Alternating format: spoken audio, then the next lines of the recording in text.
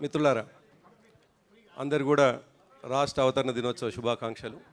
నిజానికి దేశపతి గారు చెప్పినట్టుగా ఇంతకుముందు కేటీఆర్ గారు పదే పదే చెప్తున్నటువంటి అంశాన్ని, పులి తన కోసం తను చెప్పుకోకపోతే వేటగాడు చెప్పిందే నిజమవుతుంది అనేటట్టుగా అనేక అంశాలు, ఒకటి కాదు.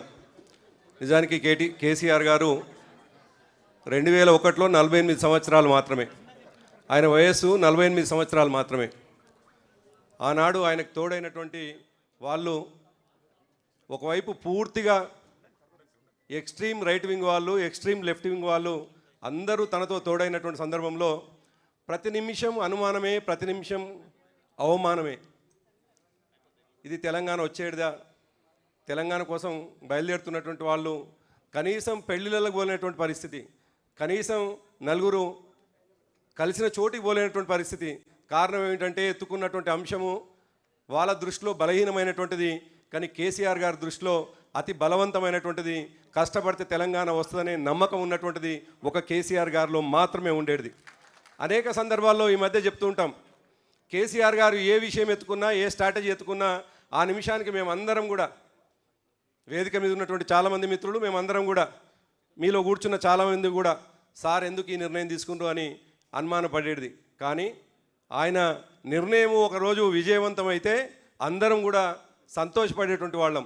అంటే ఆయన ఏ నిర్ణయం తీసుకున్నా సంవత్సరం తర్వాత జరిగేటువంటి విషయాన్ని ముందే ఊహించి తీసుకున్నటువంటి నిర్ణయాలు ఆ 14 సంవత్సరాల ఉద్యమాన్ని అద్భుతంగా నడిపించడం. ఇంతకుముందు దేశపతి గారు చెప్పినట్టుగా నిజానికి వార్డు మెంబర్ రాజీనామా చేయడానికే భయపడేటువంటి రోజుల్లో ఏకంగా పార్లమెంటు సభ్యుడిగా, శాసనసభ్యులుగా, శాసన మండలి సభ్యులుగా ప్రతి పదవిని కూడా, చివరికి ఆయనకున్నటువంటి కేంద్ర మంత్రి పదవిని కూడా రాజీనామా చేసి, పదవులు కాదు ముఖ్యం మాకు తెలంగాణ అని చెప్పినటువంటి గొప్ప సాహసి కేసీఆర్ గారు.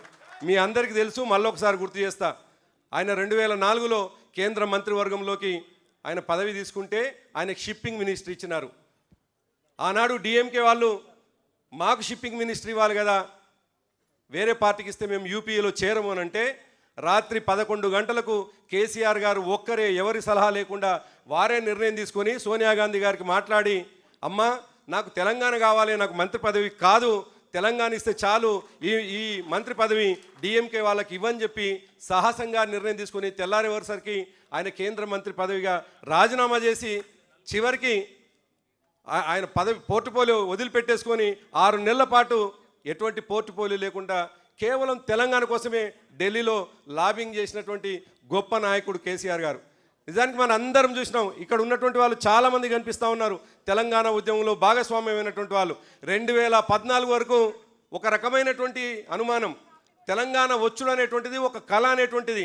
నిజానికి ఈరోజు జూన్ 2 అనేటువంటిది మన అందరి దృష్టిలో ఒక కళలాగా మాత్రమే ఉండిపోయే, కానీ అది నిజం చేసింది కేసీఆర్ గారు. వారి పట్ల తెలంగాణ సమాజం అంతా కూడా ఎప్పుడూ కృతజ్ఞతతో ఉంటుంది. ఇవాళ కుక్కమూతి పిందెలు ఏమైనా మాట్లాడవచ్చు, ఎటువంటి మాటలైనా, కానీ తెలంగాణ భూమి ఉన్నంతకాలం, మనుగడ ఉన్నంతకాలం, ఈ విశ్వంలో తెలంగాణ ప్రాంతం ఉన్నంతకాలం కేసీఆర్ గారు తప్పకుండా అజరామరంగా ఉంటారు, తప్పకుండా ప్రజల మనసుల్లో ఉంటారు. ఎవరు ఎటువంటి ఇష్టం వచ్చినట్టుగా మాట్లాడినా, ఎవరు కేసీఆర్ గారి త్యాగాన్ని తక్కువ చేసినా తెలంగాణ ప్రజల్లో గుండెలో కేసీఆర్ గారు ఉంటారు. కాబట్టి ఒక్క విషయం కాదు, నిజానికి దేశపతి గారు అనేక విషయాలు చెప్పుకుంటూ వచ్చినారు. మీ అందరికీ విషయాలు చెప్పాలంటే దాదాపు 12 గంటలు కూడా సరిపోదేమో. ఇవాళ స్టార్ట్ అయితే రేపటిదాకా తెలంగాణ ఉద్యమానికి సంబంధించినటువంటి అనేక విషయాలు మాట్లాడుకోవచ్చు. మీరందరూ కూడా భాగస్వామ్యమైనటువంటి విషయాలు, అనేక విషయాలు మాట్లాడుకోవచ్చు. కానీ అంతిమంగా ఈ ప్రపంచంలోనే ఎవరు నమ్మనటువంటి విషయం, ఈ ప్రపంచంలోనే ఎవరు కూడా విశ్వాసంలోకి తీసుకున్నటువంటి విషయం, తెలంగాణ తీసుకురావటం అనేటువంటిది మనందరి గొప్ప జన్మ ధన్యమైనట్టుగా మనం భావించాలి. నిజానికి పదవులు అనేటువంటివి ప్రతి 5 సంవత్సరాలకు వస్తాయి పోతాయి. పదవులు తీసుకున్నటువంటి వాళ్ళు మాజీలు అవుతారు, కానీ తెలంగాణ ఉద్యమంలో పనిచేసినటువంటి వాళ్ళు చనిపోయేటప్పుడు కూడా తన శవం మీద తెలంగాణ ఉద్యమకారుడని మాత్రమే ఆయన శవం మీద జెండా కప్తారు. అది మాత్రమే మనకు మిగిలినటువంటి అతిపెద్ద అవార్డు. తెలంగాణ ఉద్యమంలో భాగస్వామ్యం కావడం అనేటువంటిది, తెలంగాణ కోసం పనిచేయడం అనేటువంటిది నిజానికి జీవితకాలంలో అంతకంటే పెద్ద బాధ్యత, అంతకంటే పెద్ద పదవి మరొకటి ఉండదనేటువంటి విషయాన్ని తెలంగాణ ఉద్యమంలో పనిచేసిన ప్రతి ఒక్కరు గుర్తుపెట్టుకొని ఆ అవకాశం ఇచ్చినటువంటి కేసీఆర్ గారికి తెలంగాణ గడ్డ కృతజ్ఞత తెలియజేస్తుంది. మనందరం కూడా కృతజ్ఞత తెలియాల్సిందిగా వారికి మరి ధన్యవాదాలు తెలియజేసిందిగా మీ అందరికీ తెలియజేస్తూ మీ దగ్గర సెలవు తీసుకుంటా ఉన్నాను. జై తెలంగాణ, జోహార్ తెలంగాణ విద్యార్థి అమరులకు, జోహార్ తెలంగాణ ఉద్యమ అమరులకు. Thank you. తుల ఉమక్క ఒక